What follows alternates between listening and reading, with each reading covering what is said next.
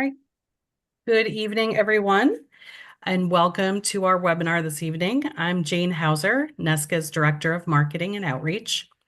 Thank you so much for joining us tonight for the webinar, Empowering Students with Disabilities Through Comprehensive Sexual Health Education, presented by Sarah LaFerriere, one of NESCA's transition specialists and our sexual health educator.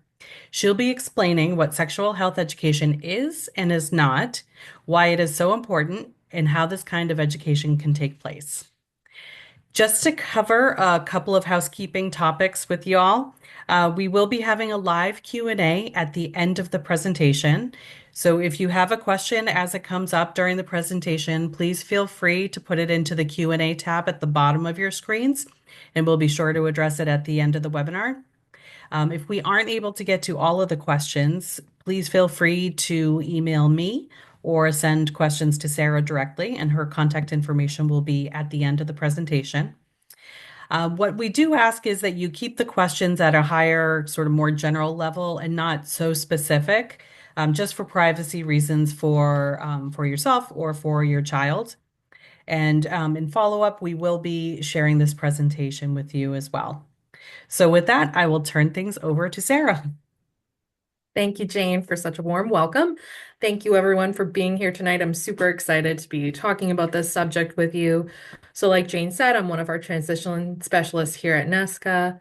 Previously, I was a special education teacher. I was at a collaborative school. Then I moved to the public school system where I taught high school life skills.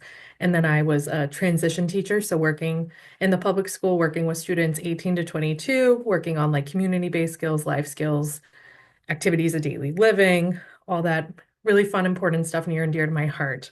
So, like Jane said, this is going to be about empowering students with disabilities through comprehensive sexual health education.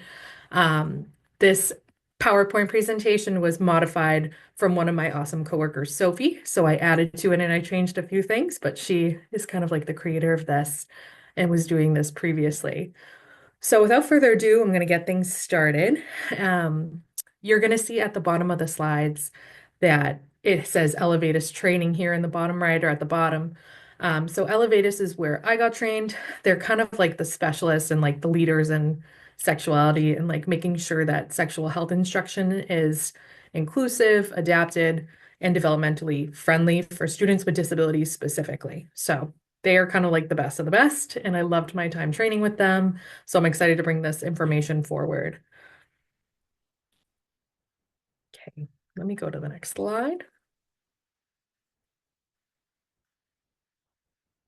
Okay, so for those who are new, I just wanted to go over a little bit about NESCA, who we are.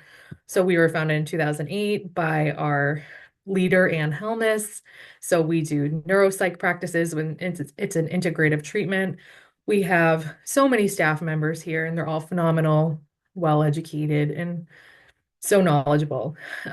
We have a Newton location. We're also in Hingham, Plainville, Londonderry. There's some staff in Vermont. So we're kind of all over, and some in Brooklyn, New York for coaching. We have remote services domestically and internationally, and we specialize in evaluations and treatment for children from infancy to young adulthood. So these are some photos of our beautiful office spaces.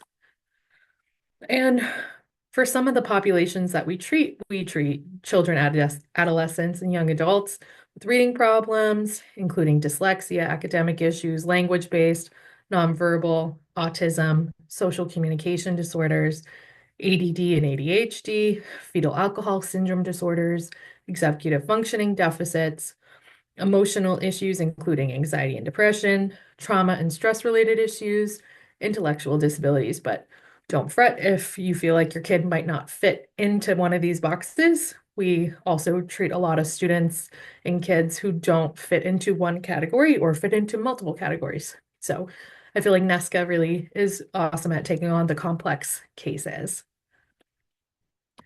So these are all the things that NESCA does. I feel like NESCA probably does more. They do a little bit of everything, and everything's highly personalized. But like I mentioned, we do a lot of evaluations, diagnostic screening, and consultation for autism and other related disorders. transition and vocational assessment, services, post-secondary planning, executive functioning, real life skills in college and pre-college employment coaching. That's also something that I do, and a lot of my coworkers do that.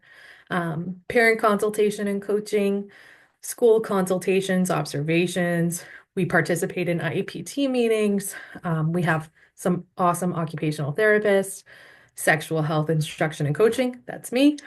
Psychoeducational coaching and counseling, and professional development and parent trainings.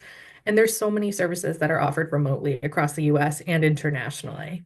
So let's get into kind of the meat of the potatoes, but I just wanted to give a little background about NESCA first. So, sexual health. So, I feel like I want to start off by just kind of saying that this subject to me kind of touchy and a little sensitive. Parents might not know where to start. So I want to make sure I take this slow, kind of break things down in a way that makes us all feel a little bit more comfortable and confident. So, and kind of debunking some myths too along the way and give you some strategies on how to talk about it. So, starting off with sexual health is more than just sex education, like more than just intercourse. There's so much more to it. It's about understanding and understanding about our bodies and what feels good, our relationship, making informed decisions. It includes understanding gender identity and sexual orientation, making sure that our students and our kids are able to develop positive and healthy relationships with others, positive and healthy relationships with themselves and their bodies, having accurate information to make safe choices. Also making sure, I'm going to get into detail about this later, but making sure that it's age appropriate. Um, Avoiding risks like STIs and unintended pregnancies. So making sure our students are armed with the right information to make safe choices. And making sure every person deserves to have knowledge and skills to navigate this part of life, no matter who you are, if you have a disability. And some people assume, talking about my experience as a teacher, like, oh, those kids don't need to be in the health class. Well, they still need the information. No matter if it's not, we need to make sure that they're able to understand it. They might not be able to understand it with their grade level peers, but they do need to understand that information at a level that makes sense to them. And they deserve to have that knowledge so they can navigate whatever age bracket they're in. Okay, so our students have the same needs as everyone else their age, even if they don't say it or they might not be cognitively the same age. So, our students with disabilities experience the same biological changes and feelings as their peers, even if it might not look the same or express the same way. They need the same information as their peers, like I said, but at an age appropriate level. However, a lot of people feel like they might need different teaching approaches due to challenges like social cues or friendship and privacy. Um, but our students, at the end of the day, even though they have disabilities or they might not be able to express it, some students can express they want a relationship, they want marriage. Some of my kids say they really want a family. But obviously, some of our students face different barriers than their neurotypical peers. So this one is very important to me. So the need for age-appropriate information. Some students receive education based on their cognitive age. So let's just say we have a 16-year-old who cognitively is really like at a 7 or an 8-year-old level. That 16-year-old should not be receiving sexual health instruction geared towards a 7 or 8-year-old. They have wildly different bodies, they're at different stages. Socially, there's a lot going on. So, how do you need to make sure that that education that they're receiving is at a 16-year-old level, has 16-year-old content, excuse me, gearing towards their bodies, but is adapted and modified in a way so they can understand. Um, so receiving information or learning information that's not like at the same bracket as them or not accurate to their age or their bodies, it can be really harmful. It can cause delays. It can prevent students from receiving the necessary information when they need it. Parents and educators should ensure that sexual health education is provided based on biological age to ensure that they're prepared for real life situations. So, just a little background. Some people might know this. This might be a new subject for some. Talking about sexual orientation versus gender identity, because there's a difference. So, sexual orientation refers to someone who someone is romantically or erotically attracted to, like affectionately, stuff like that, like who you might be in a romantic relationship or date. While gender identity is a person's internal sense of being male, female, or something else. So it's important for students to understand these concepts not only for themselves, but for also just understanding other people. And parents might often ask, like, when should I talk to my child about this? And the answer is usually early and often, but you need to make sure you do it in an age-appropriate way and making sure that it's accurate for their age, but given in a way that cognitively they can understand. So, some unique challenges that our students can face. So, many students with disabilities lack basic sexual knowledge because they don't learn informally like their peers do. So, speaking of like a high school student again, a neurotypical person might be sitting at the cafeteria and they're talking about relationships or, whatever, while people in special education, they might not have those same social situations where they're learning and picking up from their peers. So they don't learn or hear about this topic and they're not exposed to it as much as some of their peers are. So, and even if they are, social cues can sometimes be difficult to read, leading to challenges in relationships or even personal safety. Like if you misunderstand what someone's saying, or, um, you know, we'll get down into consent and making sure that we understand later.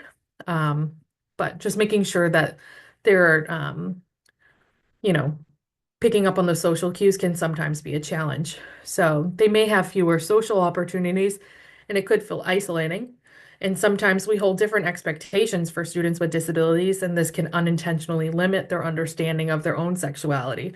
Like a lot of times, especially if our students or our kids don't express to us that they're interested in a relationship, or they want a girlfriend, or if they're attracted to boys or girls, or whatever their preference is. If they don't verbally or express it to us in some way, we might assume that some parents assume that their kids are asexual, but sometimes it just comes down to they might not know how to speak up, or find the words. So we kind of go in with these expectations and assumptions about our own kids. So sometimes it's just about opening a door of communication and um, making sure that they know that there's a place to talk about it, and kind of labeling how they're feeling if they might not know. We'll get into that later too. So some misconceptions, excuse me. Some parents let go of the dreams that their child's romantic future or assume that they're asexual, like I was just talking about. However, research shows that students with intellectual disabilities are 3.14 times higher of a chance of getting sexually abused. And I don't want that statistic to scare anyone, even though it is scary, but I share that because this is such an important topic to make sure our students understand safety and understanding social cues and making sure we equip them to make decisions and help prevent any situations that put them in harm. So it's really important, and it makes it even more important that we provide comprehensive sexual education as a tool for empowering our students and our kids and making sure we ensure their safety so they can navigate situations safely, especially as they get older, since we might not be there all the time.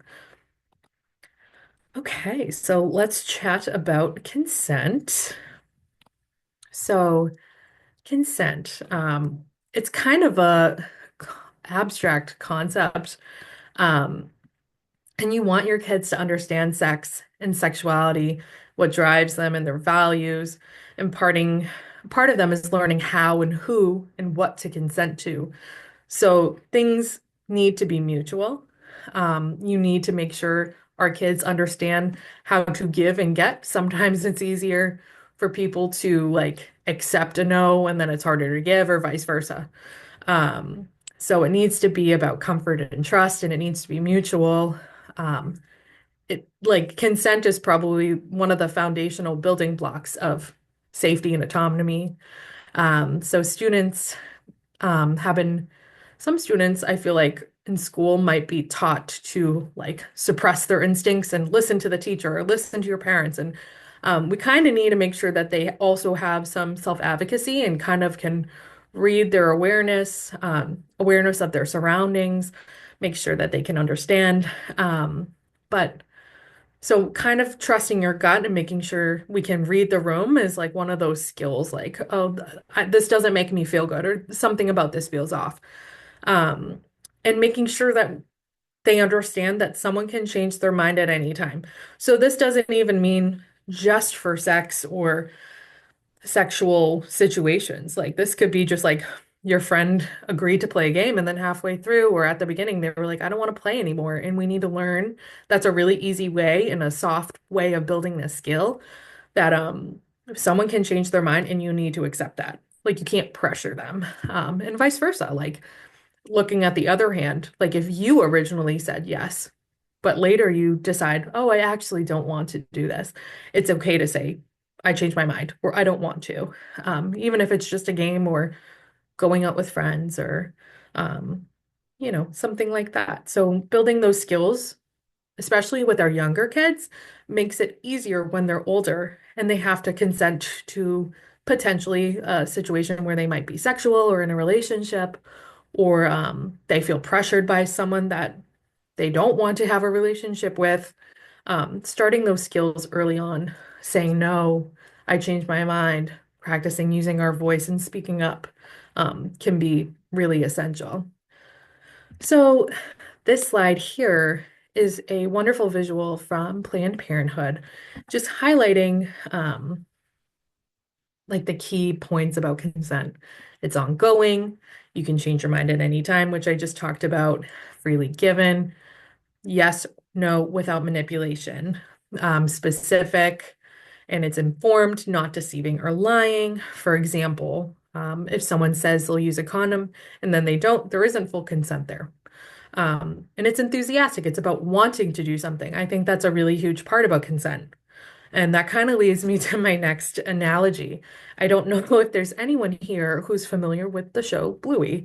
I have a 2.5-year-old daughter who loves Bluey, and I love it as a mom. It's a cartoon show about these Australian dogs, and it's just very pure, and they usually have great messages behind it. I promise there's a point to this, and I'm not just talking about a blue cartoon Australian dog. Um, so one of the episodes, one of the jogs, the sister, feels kind of pressured by everyone. Like even the mom is trying to sway her, the dad kind of swayed her, and the sister's swaying her to do things, and everyone else is really excited, but she's not. But she says yes to kind of go along with it. And then the mom kind of picks up on that at the end.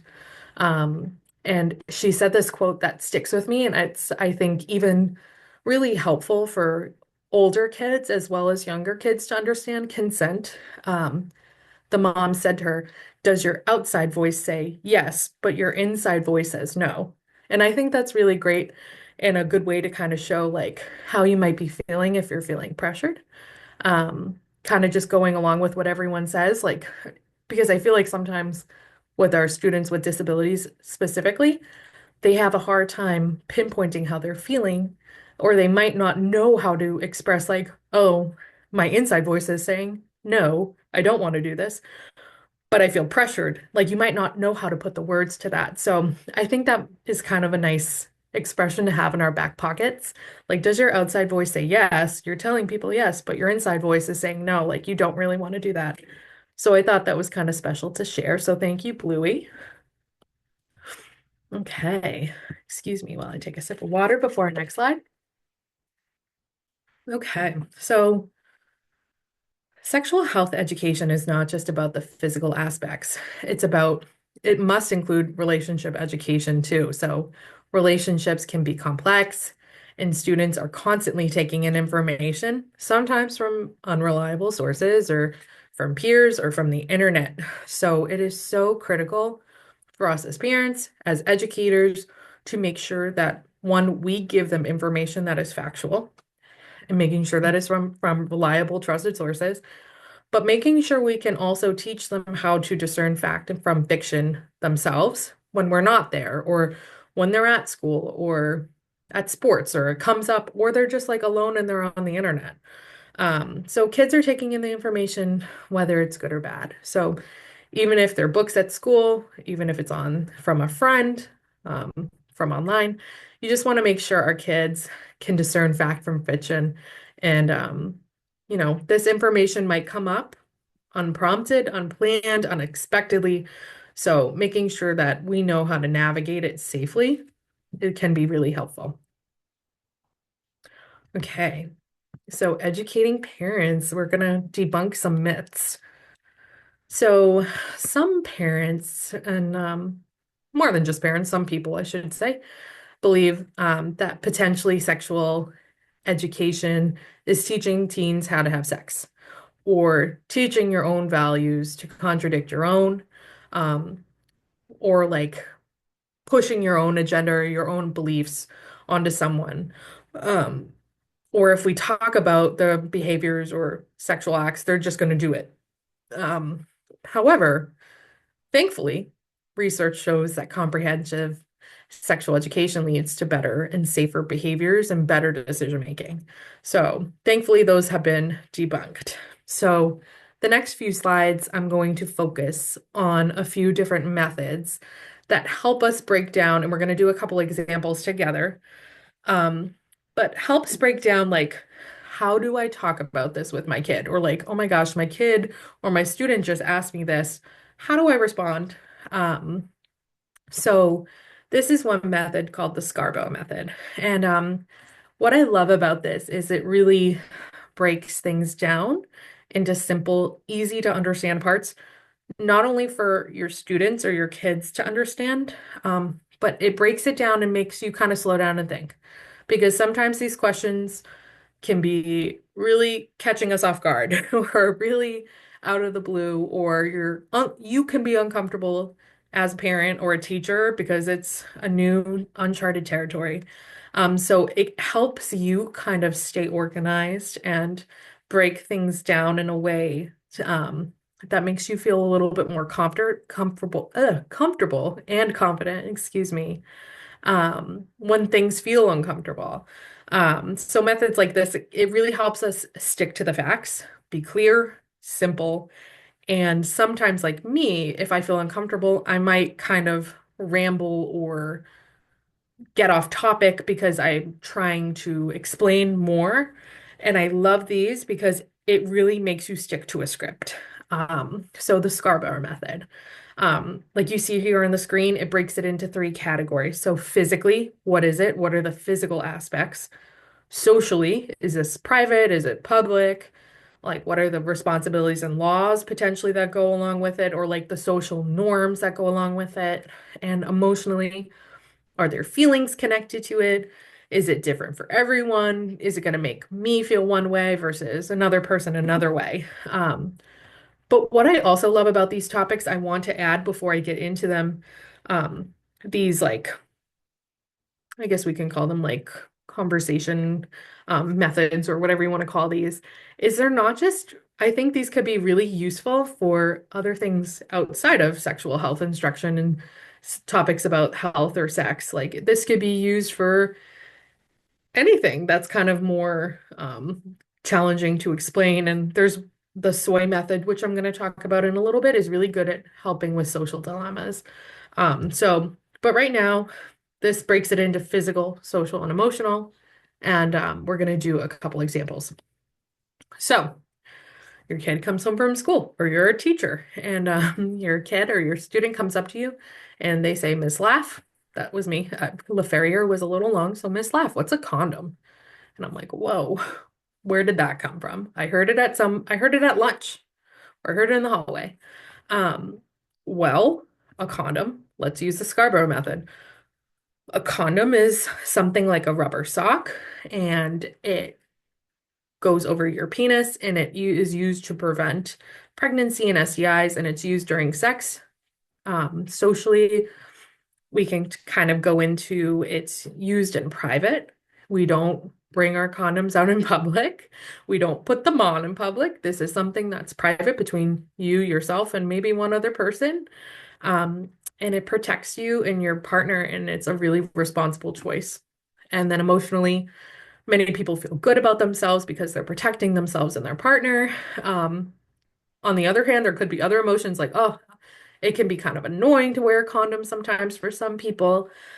So just breaking it down, and this can go in many different directions. Like everyone feels differently and has different um, feelings and thoughts about things like this. So this can be really customized, as well as it's really a good way to kind of get them involved in the conversation too. Like once they kind of learn what it is, they might be able to add their own thoughts about like especially the social or the emotional aspect of things. So that's kind of one way.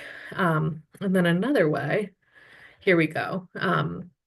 What does having your period mean? That might be an abstract concept for some of our students, especially some of our male students that might not experience this. So literally breaking it down into these categories again. Um, it's a nickname for menstruation. It's when blood leaves the vagina. It can be painful or just cause discomfort.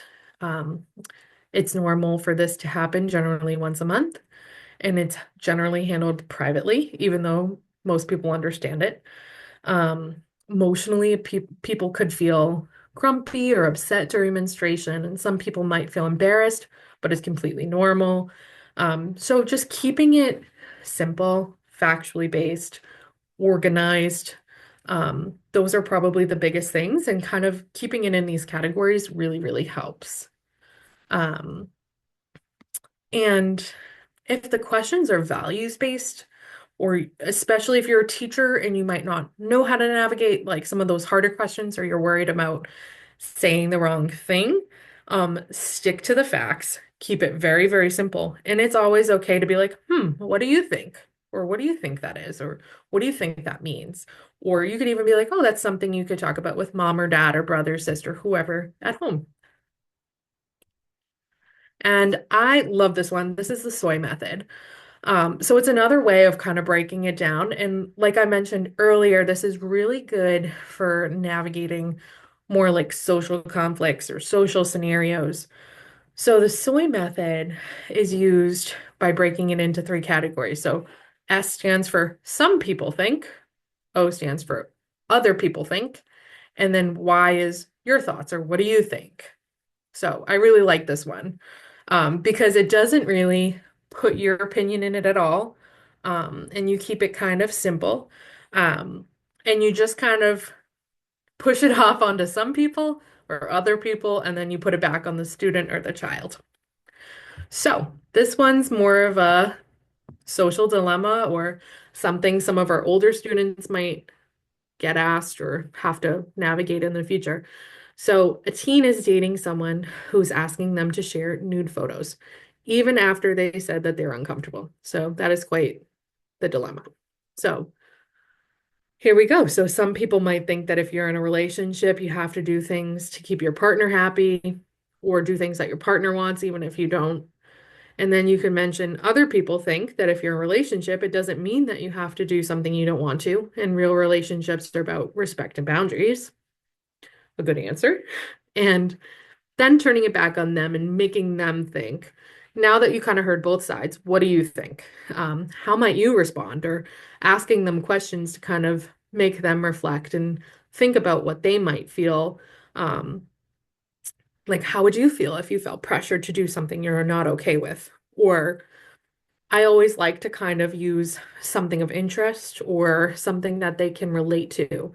Like, oh, how would you feel if your brother tried making you play a video game that you already said no to? And they're like, oh, well, that's really annoying. Like, I don't like that. Well, yeah. So it kind of puts it into perspective in some ways. Um, and it kind of helps them develop those personal values and decision-making skills. So it really helps them think. So those are two methods that I really like to handle for parents and teachers to handle those uncomfortable questions. It kind of helps frame you and kind of direct you and structure you so you don't get off topic or ramble or feel like you might be putting your own values in. It really helps you stick to the facts and stay on topic. So I hope you guys like those. Those were two of my favorites. But I would totally be remiss if I didn't include why this topic and sexual health instruction is so important. So we had the pleasure during our training and through previous trainings, this was shared through us, through some of our students who received Elevatus-based um, sexual health instruction, which we will be doing here at NESCA. And this is where we got all our information from, like I said. So our students, what are they saying about sexual self-advocacy and sexual health instruction, and like what does it mean to them? So I shared some quotes and some of their responses on the screen. So feeling good about yourself, feeling comfortable meeting people, flirting, even asking somebody to dance. I love that one. Being free about your sexuality, feeling free to speak up to your partner and tell them what you want and don't want in a relationship. So those self-advocacy skills and consent and speaking up, that's huge. Like it's all about empowering, navigating those relationships and boundaries, knowing your rights and responsibilities, especially as our students are approaching adulthood. Not letting people use you in a relationship or take advantage of you. Knowing how to deal when someone's pressuring you to do something sexually that you don't want to do, that's huge. Making sure that you can handle those situations by yourself and knowing when something's wrong, when you need to speak up, um, how to speak up. Those are huge. Dealing with stalkers and harassment, yeah. Um, getting detailed information about that everyone can understand, knowing about birth control and safe sex, learning new things and deciding what is right and safe for you, and telling your parents about your relationship when they don't agree, dealing with your partner's parents' objections to the relationship, dealing with parents when they try to hitch you up with other people. So that would be if your parents are trying to set you up with someone. So learning how to speak up for yourself again, I like it.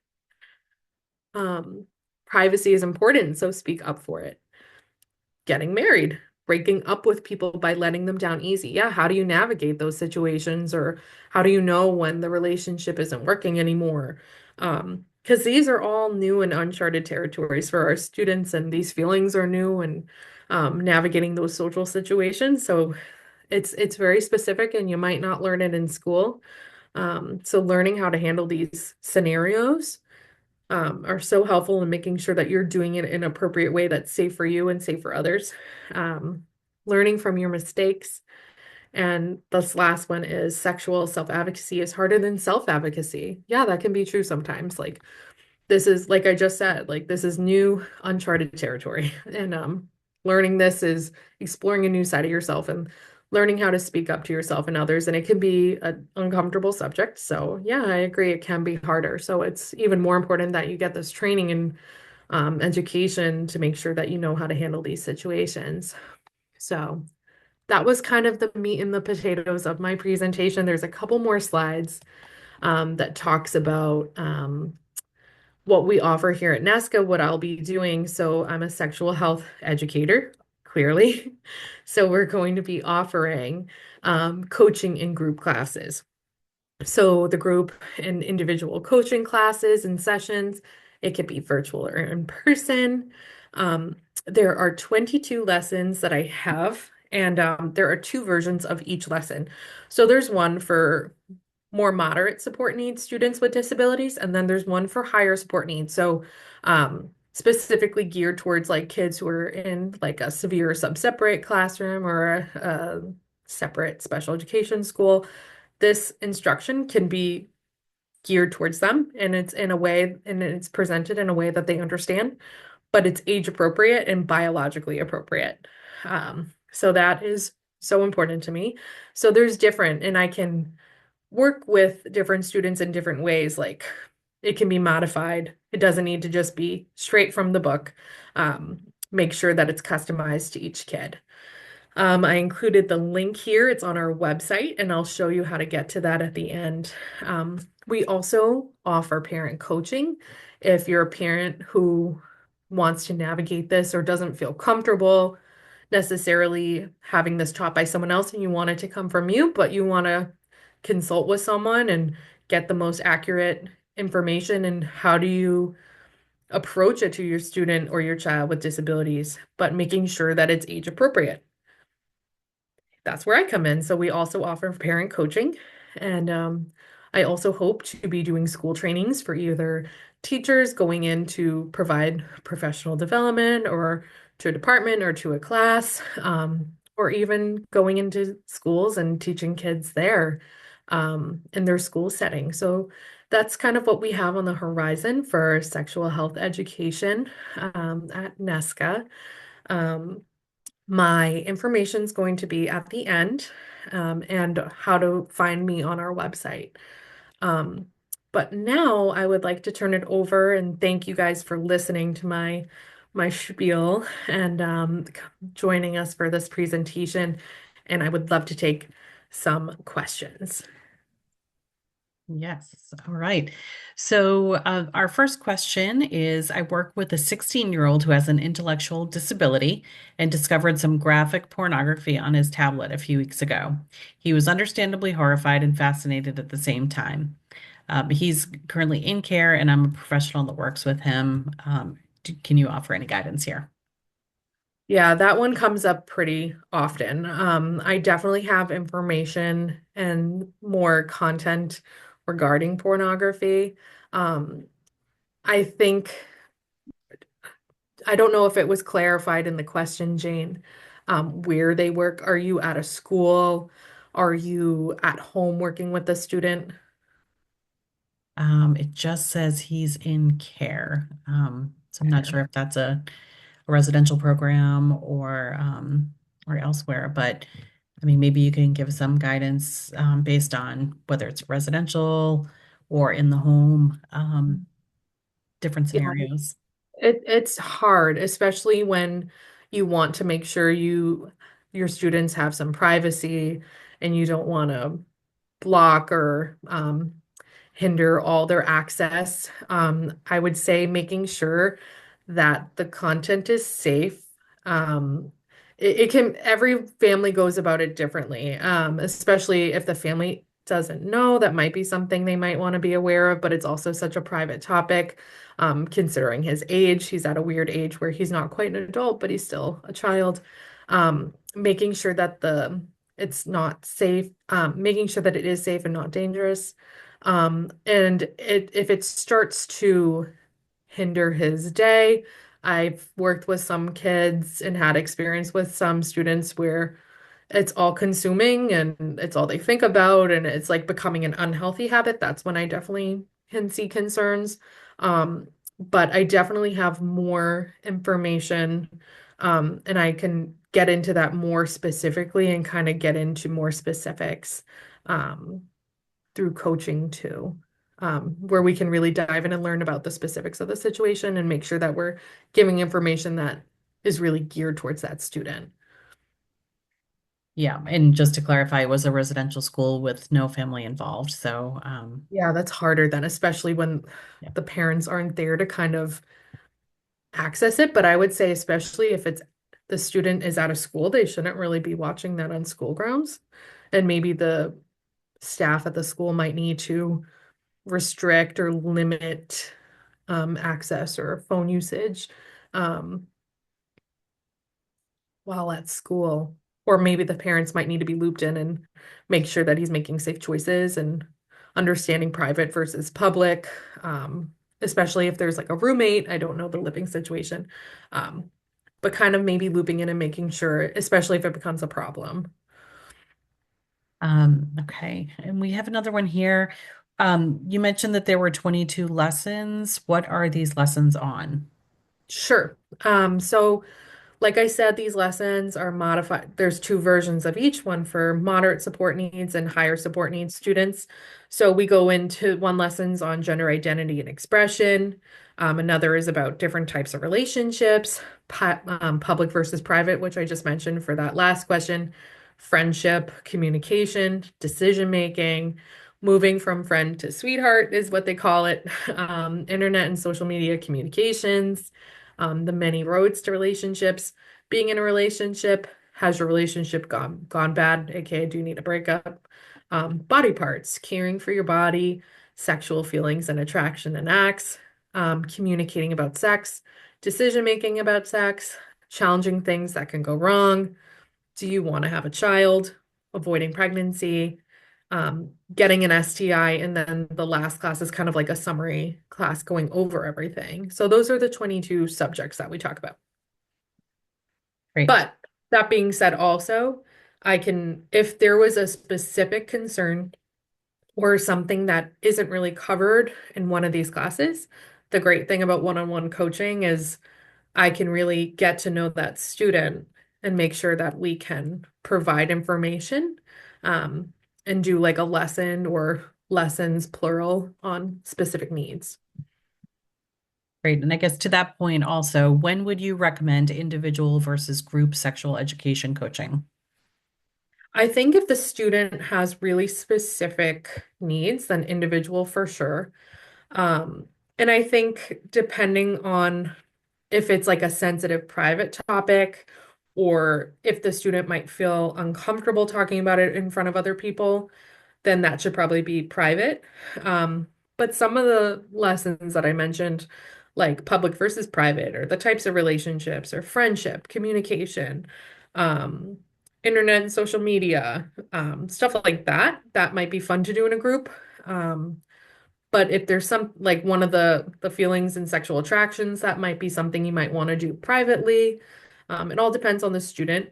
Um, but I think like the basics health of instructions of like body and safety and communication, that could be really good group conversation and group course. Great. How do you help a young teen with autism figure out who they are attracted to? It seems automatic for some, but not for all. That's very true. I think what we can do as parents, educators, is opening up that door, letting them know, like, if they are attracted to someone, or kind of showing them that there are different types of relationships, or kind of helping them pinpoint how they're feeling inside. They might have these feelings and they might not know how to express it, especially with autism.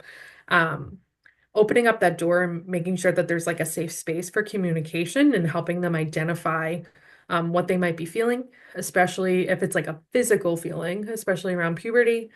They might not know what that feeling is, like, oh, that could be attraction, or I could like someone, or um, kind of explaining, like, putting your own self or your own relationships, like, I feel differently about my husband, well, rather than my friend. Like, you kind of might need to explain the basics of relationships. Um, to that student, um, and kind of just exploring all things, or gender and sexuality, like who you're attracted to, or are you attracted to the same sex, or are you attracted to a different sex, or like what your limits are. Like, I've had some students who are romantically involved, but they don't want to be sexually involved, or vice versa. So there's many different avenues, kind of trying to figure out what you're comfortable with.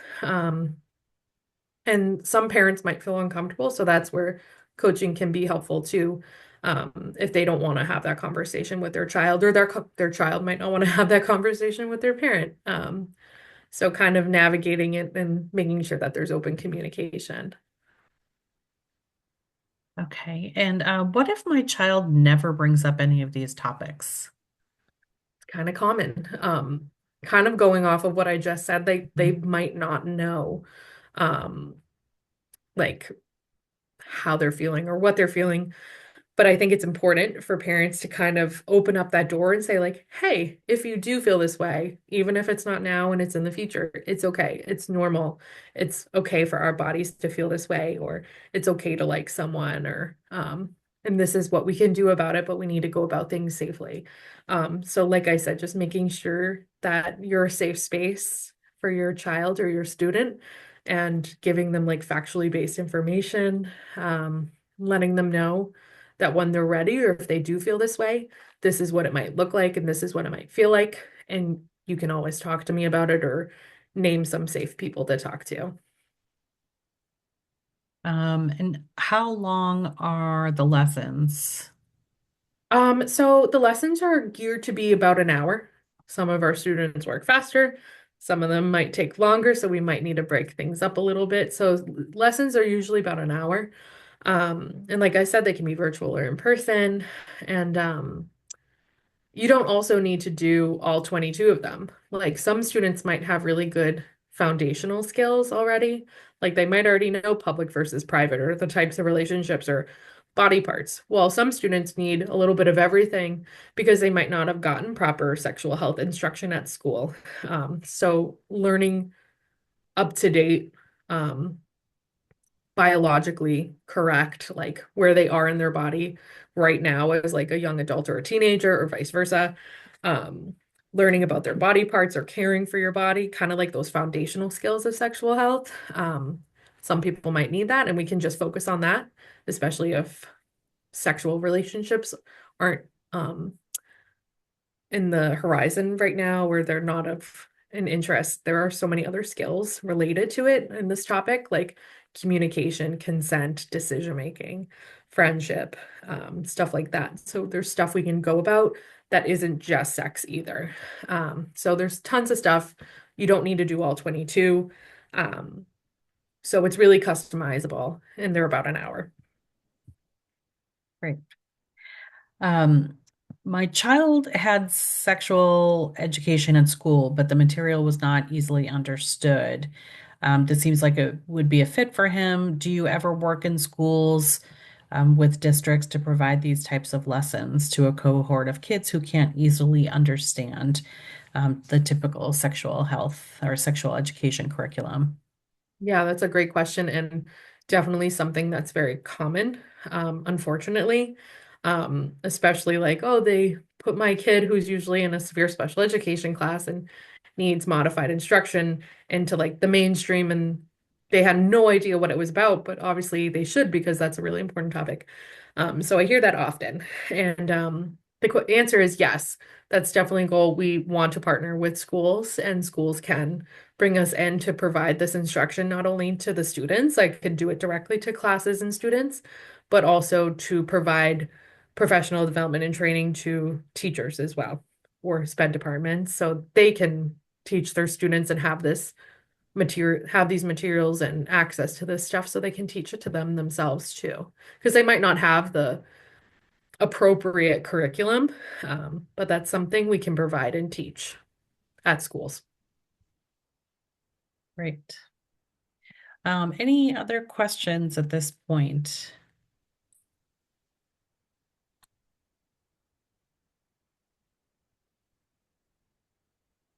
Doesn't look like we have any others. Sarah, I don't know if there's anything. Oh, what Just my geographical area do you serve? Oh, so we have offices in Newton. We have well, I'm technically just in Newton. I could go to Plainville, but I can do remote from anywhere essentially, but I'm happy to meet in Newton or Plainville um, in person. But if there's like a school that I would go to, I'm happy to make the drive within Massachusetts or Southern New Hampshire. That's usually where we go. Right. And then here's my contact information. So if you want to have an informational session or a call for about like 15 minutes to kind of go over like, is coaching right for me? Or what should I do? Or should we do a group? Or you have an idea for a group? Um, Feel free to email me. My email is here. This is my phone number. If you go to the NESCA Newton website and go to intake, or you go to the NASCA website, you go to our services. If you scroll down, there's a sexual health education with my flyer and my picture on it. That provides some more information, and you can contact me that way as well.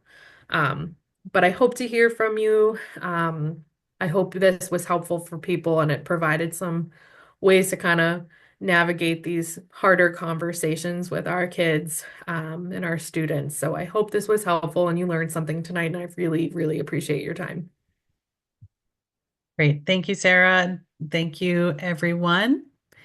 Appreciate all of the education, and it is a tricky topic, so certainly appreciate it. Definitely. Thank you, everyone. All right. Thank you. Take care. You too.